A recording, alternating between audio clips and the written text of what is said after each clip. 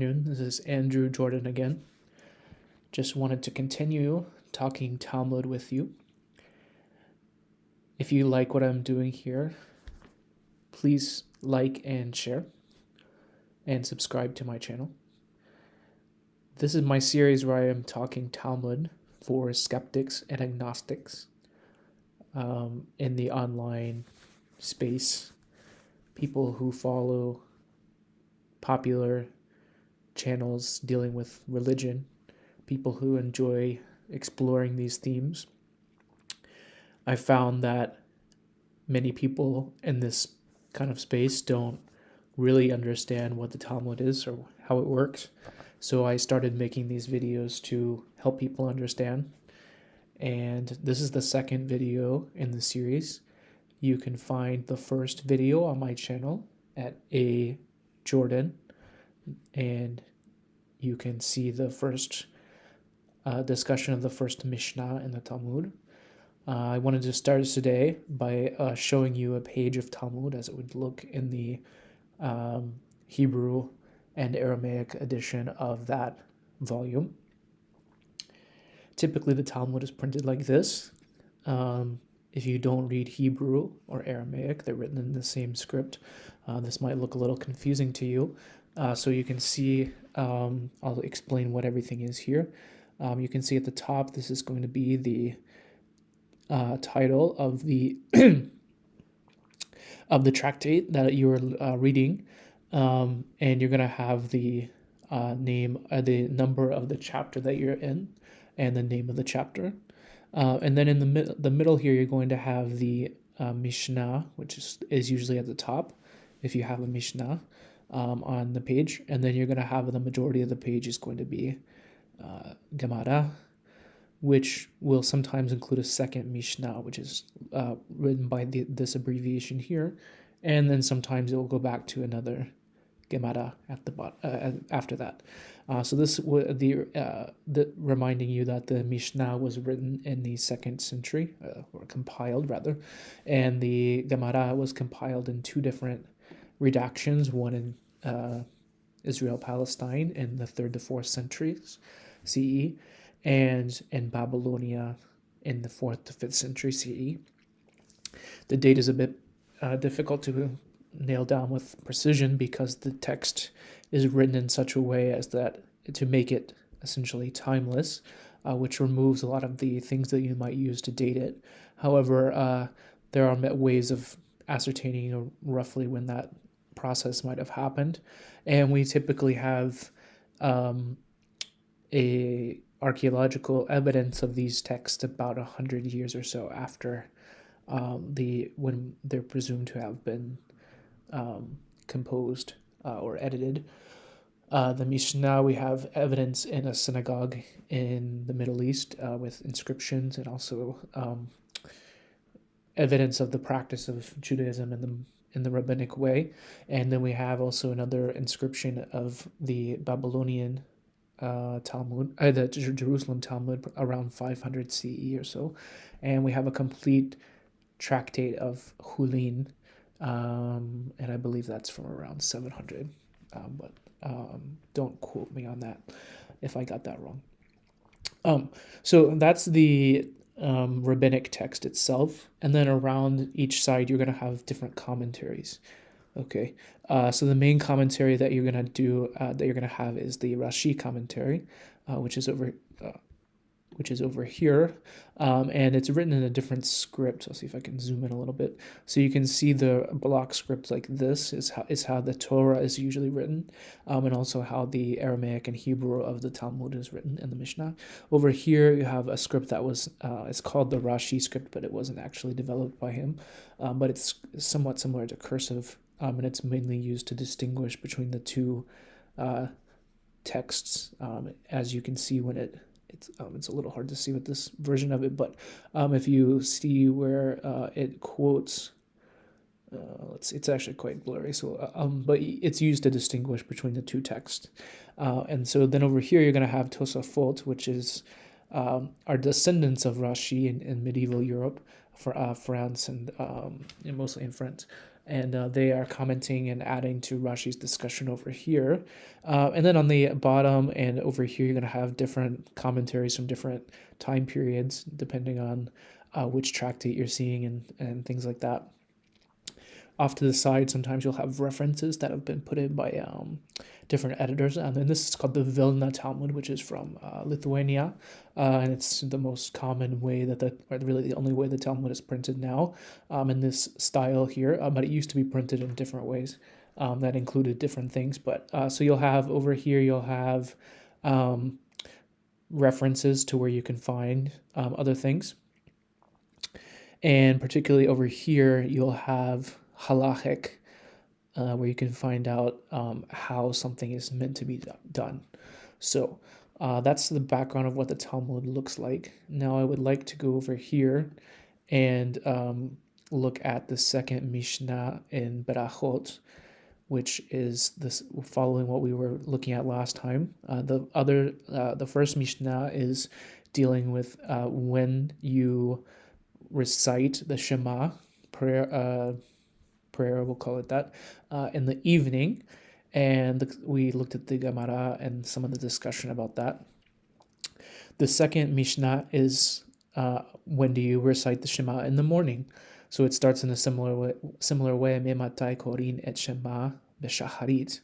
So instead of arvit, you have b'shacharit in the morning, and so this is very similar. Just to remind you of how the first one starts. From when do we recite Shema in the evening?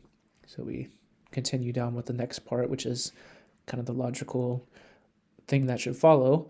And we're going to have, again, some examples and opinions here. And so we have an unidentified opinion here from when a person can distinguish between sky blue, techelet, and white. It's not clear what that means in the Mishnah, and if something is not clear in the Mishnah, that usually is where the Gemara is going to pick up and unpack some of that. And so Rabbi Eliezer says between sky blue and leek green. And we have an additional clause here, and someone can finish reciting the Shema until the end of sunrise. So you have until the end of sunrise to finish, according to this opinion. And then we have Rabbi Yehoshua, who says until the third hour of the day, which we don't really know what that means, but it just seems a little different from the other things here. And it continues. So it talks about the kings who used to rise from their sleep 3 hours into the day, kind of implying a later start to the day than the regular person. And it says the one who recites it from that time period on does not lose does not lose anything. And what does it mean by that? It says it's what it's really meaning is that if you recite it after the third hour, you would not be fulfilling your obligation of reciting the Shema, but you could still read that text, and it would count as studying the Torah, which is a different mitzvah. But so that's the Mishnah. Before we get started, we can always look at the Tosefta and see if it has anything interesting, which we see over here. The Tosefta is when do we write it in the morning, and they have Ahirim say from the time when your friend will be 4 amot, for it's a unit of measure away from the person, you can recognize them. And remembering this is obviously before there was electricity and things like that, so they had to rely on these ways of measuring and seeing and figuring out when you could do things. And so they're connected. So they approach it in a different way over here. You can see it's quite different, but we're not going to spend too much time with the Tosefta. However, the Mishnah, this second Mishnah, is interesting because it doesn't give us the conclusion like the one above, where we had the Hachamim and their opinion. So here we're kind of forced to rely on commentary. And we're going to go down to Rambam, which is, where's Rambam? Oh, here. And it's going to tell us over here that the halacha is not like Rabbi Eliezer, but it's like Rabbi Yoshua.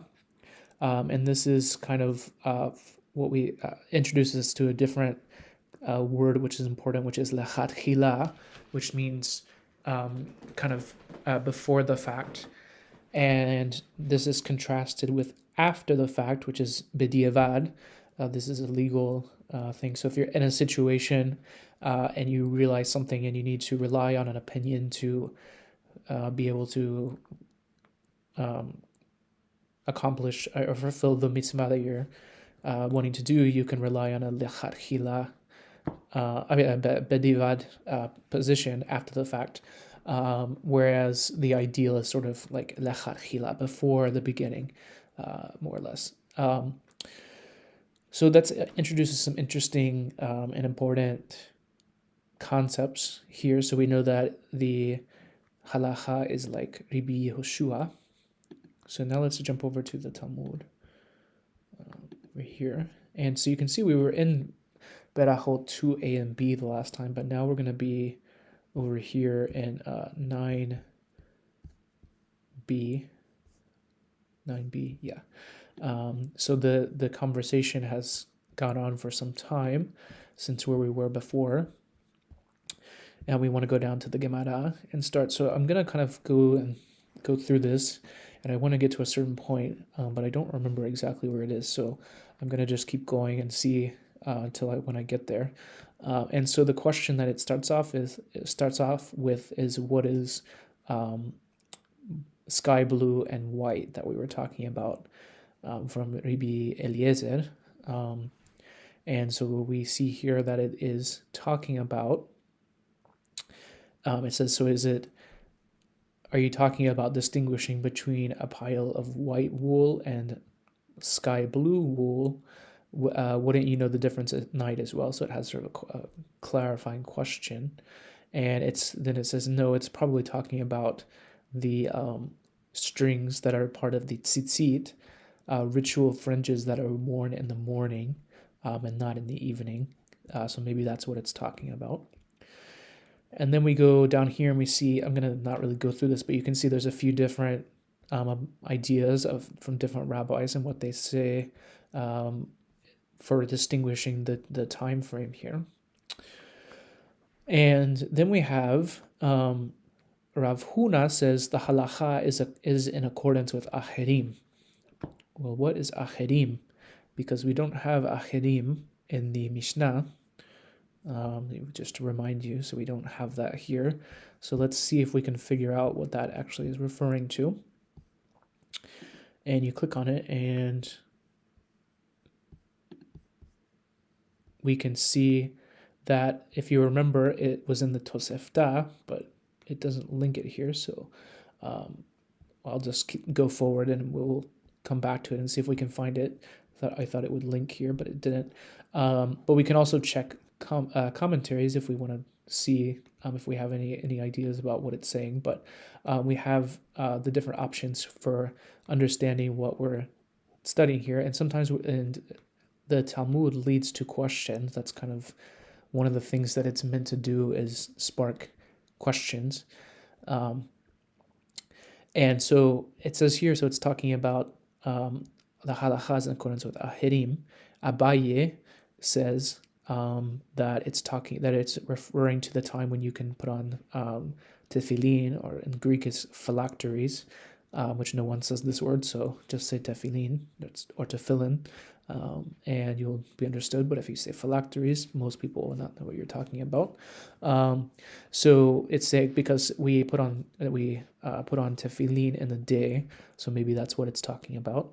And then we say the Shema. It might be, maybe we only have until the morning, and it's going to talk about this custom of the Vatikin, who were people who woke up very early and recited prayers before, so it would coincide with the sunrise. It was, and it's still a practice that's is kind of regarded as very pious, to wake up and coincide the recitation of the Shema with the sunrise. So that it's talking about that.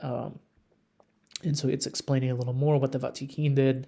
They recited the Shema with the sunrise, which we just saw that. And so we're going to give a proof text. And as you're looking on Sepharia, this is why people like Sepharia. If you want to see who is this person, you can see when they were and where they were. So this is a fourth generation in the 4th century in Babylonia. And it tells you a little bit about them, so you can look at that with anyone. And you'll oftentimes see that you might have, for example, a second generation, which is 3rd century person who might be talking with, for example, someone from a little later. So you have different generations in conversation with each other. So what does that mean? It means that the statements are being in conversation with each other. So maybe it's probably likely that this tradition was associated with Rab Huna. Obviously, if he was, passed away by around 290 CE, probably wasn't speaking in person to Abaye, but the tradition was associated with him, and then in the discussion and study of these texts, that's what it's kind of referring to. So he gives a proof text. We're going to kind of go through this a little bit here to speed up.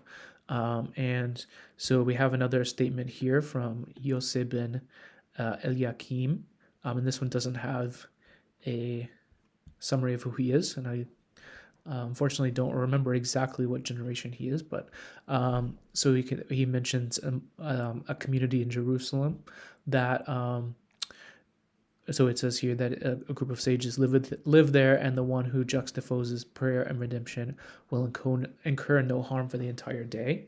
So the second mishnah introduces what's called agada, which is a non-legal statement, and that's what this is here. This is a statement that doesn't tell you how to do something, but it gives you a value statement or a sort of interpretation of scripture, and they're different in terms of what they mean and how they're interpreted and things like that. There's different schools of thought as to how exactly to interpret all the agadic statements in the Talmud. A good topic, but for not for today.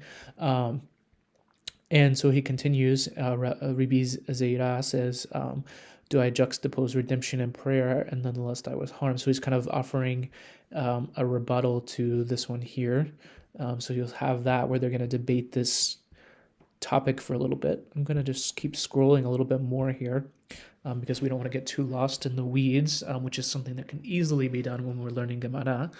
And the first tractate of Talmud is full of agadic statements, Berakhot, because it has to do with prayer and blessings and things like that. So it's going to easily kind of lend to that topic. And so we're going to return down here to the topic of juxtaposing,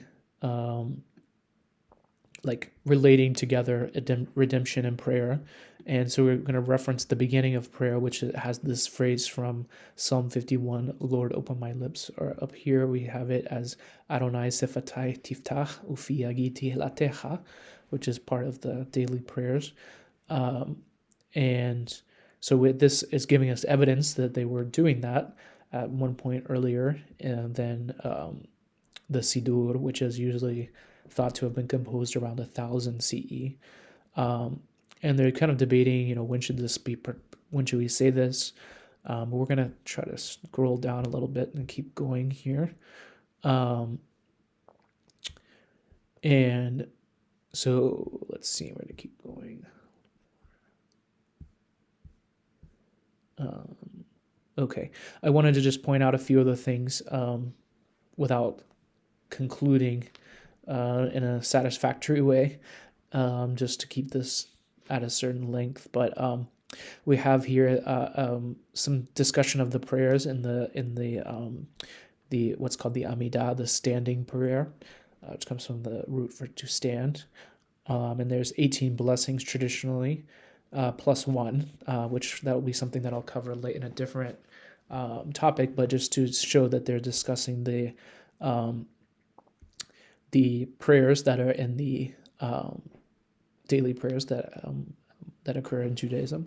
It's commonly thought that the prayers in this period were extemporaneous, built around a theme, and later ritualized, so to speak, into standard liturgy that we have today. And we have down here, we'll continue a little bit. We're seeing different aspects of the Psalms and things that are said daily, and why the rabbis think they're important. But it's not necessary that we really analyze every single line here. The Psalm, which is 145, is kind of it begins with some phrases from different Psalms with Ashrei, but it's a particularly important psalm in the daily Jewish prayers. It's said three times a day, 2 times in Shacharit in the morning prayer, and once in the afternoon Mincha prayers. And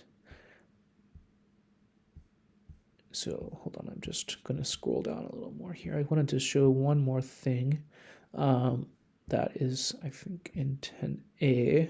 Here we go. Okay, yes.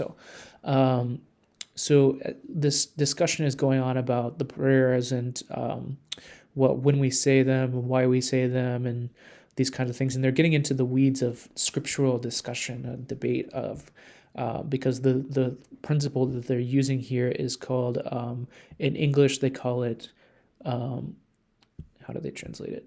Juxtaposition, which in Hebrew is simuchin, which is what it's going to be. It's going to be discussed here. So it's talking about, they were talking about the discussion of the Psalms, the Tehillim, and the Gemara, the text here. It's called the Gemara, just the commentary that we talked about last time on the Mishnah.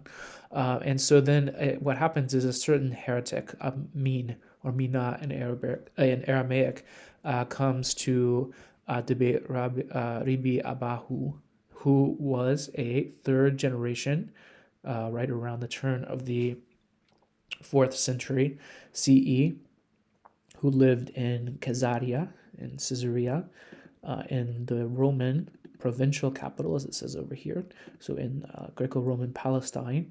And so he interacts with a mina, a heretic, which means a Judeo-Christian, Jewish Christian, Ebionite, maybe perhaps we could translate that.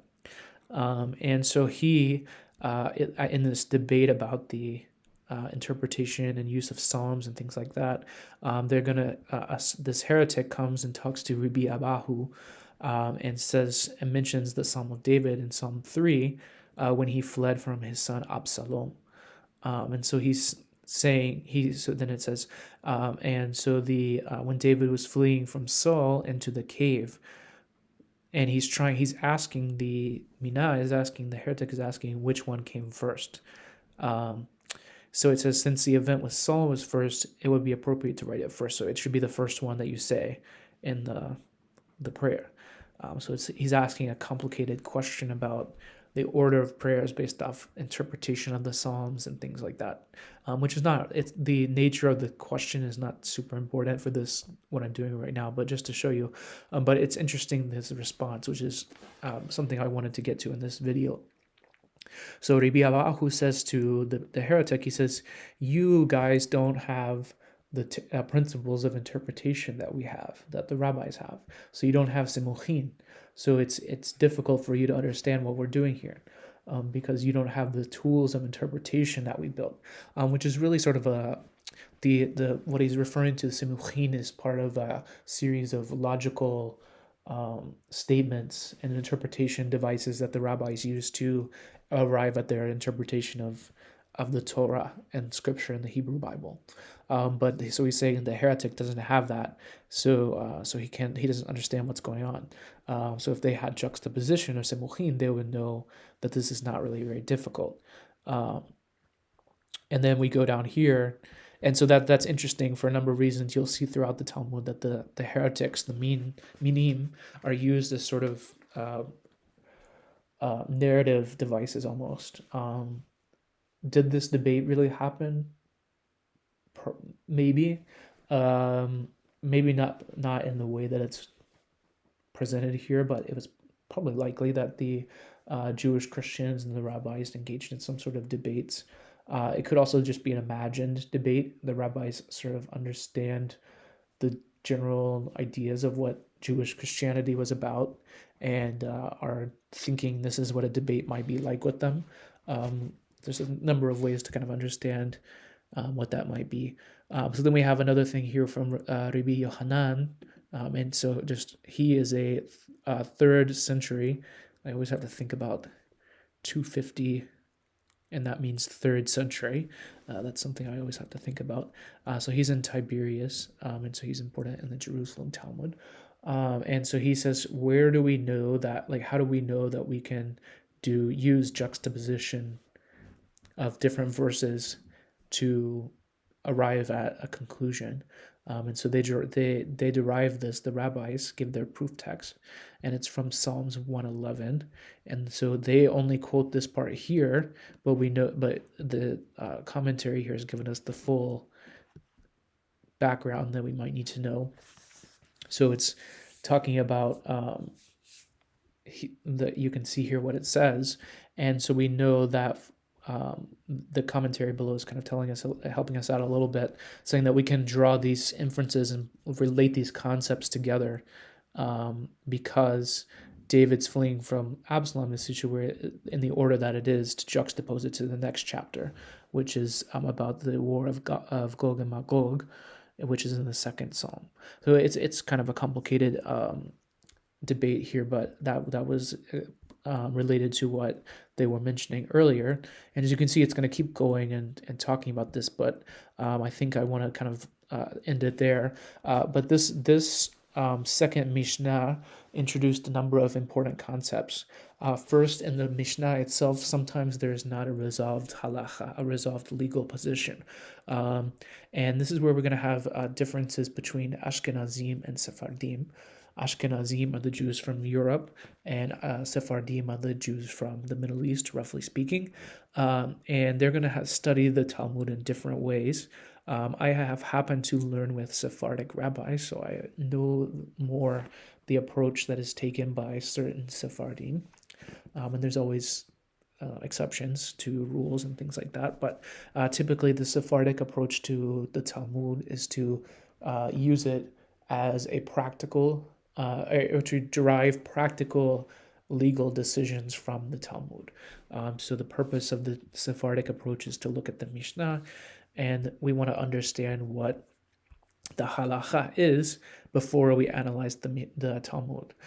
So essentially using the Talmud as a guide as to how to argue better and present arguments and derive proof texts and things like that. The Ashkenazic approach tends to focus more on the debate itself within the Talmud without considering the practical halacha, the practical legal decision, as being less important, and it's more kind of engaging in the debate as a religious act, I suppose you could say. That's probably the easiest way to present the difference in a succinct manner. But so we saw here when I presented the Mishnah to you, I went to the Rambam to understand what the halacha was first. So as I go in through this Gemara, I'm cognizant of where I'm going to end up before I finish studying this. And we really didn't get into the details of how to practice the law, because this goes on for quite a while, the discussion. So it would take quite a while to really wrap up. But so that is the difference. I wanted to just show you one more thing, which is if you're navigating Sefaria, and I recommend that you do explore it. It has virtually all Jewish texts in existence that's known by at least some people in free form online, usually a lot of times with translation, even Second Temple reference, etc. But if you want to know the halacha, how something is practiced, you would go over here and you would start with Shulchan Aruch, and most common things are in the first volume, and then you can search by topic. And if we are curious about the Shema, we can go over here and start reading about it. And you can see that actually the Shulchan Aruch, the halachic material, actually starts with the Mishnah that we were learning today, with the morning rather than the evening, which is kind of interesting. But it's going to tell you what the conclusion is. So we can recite the morning Shema from when you can see a familiar friend at a distance of 4 amot, or amos, as I would say in Ashkenaz. and you can recognize the person. Okay, so this is giving you the conclusion, which you could presume is going to be in the Talmud. If you wanted to loop back around, you can go over here, and you can try to find where you might be able to um, find the conclusion. And we saw some things here that led us to believe that. And so that's really what I wanted to talk about today, the second Mishnah in the Talmud. Again, if you enjoyed the content, like, share, and subscribe to my channel. You can also find my writing at drajordan.com, drajordan.com. That's all for today. Have a great day, everybody.